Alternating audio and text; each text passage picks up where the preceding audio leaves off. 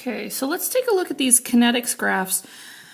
You graphed just like this in one of our labs. That last lab we did with the Beer's Law stuff, if you remember, we graphed concentration versus time, we graphed ln of concentration versus our time, and we graphed 1 over concentration versus our time. And we were looking for that linear graph to see which one was most applicable in our lab. And that's because if you graph all three for a given experiment, if you have the data that allows you to graph all three, whichever one gives you a linear line tells you what the order of the reaction is. It actually tells you the exponents without having to do all the math that goes along with it. So you're going to see 3 stars on your paper, and this one down here too.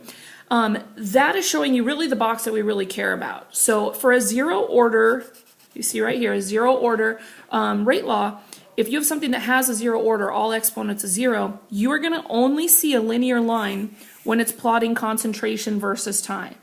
For a first order reaction, you're only going to see a linear line when you plot ln of concentration versus time. So you see that? See how this one gave a linear but this one didn't, because that's a first order reaction.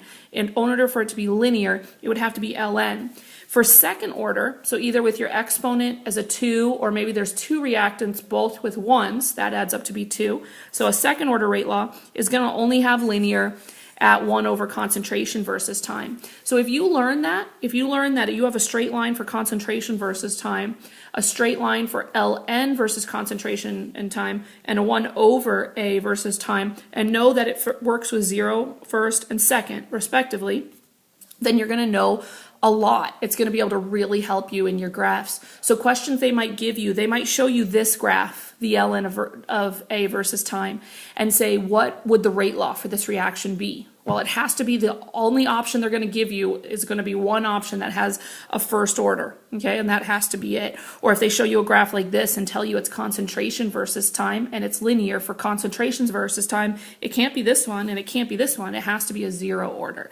There was a question on your practice test, the number 2, where you had a graph and it was like this, and they had time written down here, and they had you label what the y-axis was supposed to be. And you had already figured out in the problem that the rate law was first order. So you had already figured out the rate law was, say, rate equals K times just the concentration of A. I don't remember what it was specifically, but of course that's a first order one, so it works. And they wanted you to label that. Most of you said it was concentration, which I can understand why you would have gone there, but it wasn't concentration, because if it was concentration, the linear would have been a 0 order. This wasn't 0 order, this was first order. So what you should have written was ln of concentration versus time. Okay, so once you know that, it really makes it pretty straightforward. And again, it's summarized down here again for you that 0 order is going to be concentration versus time. First order is going to be ln of concentration versus time.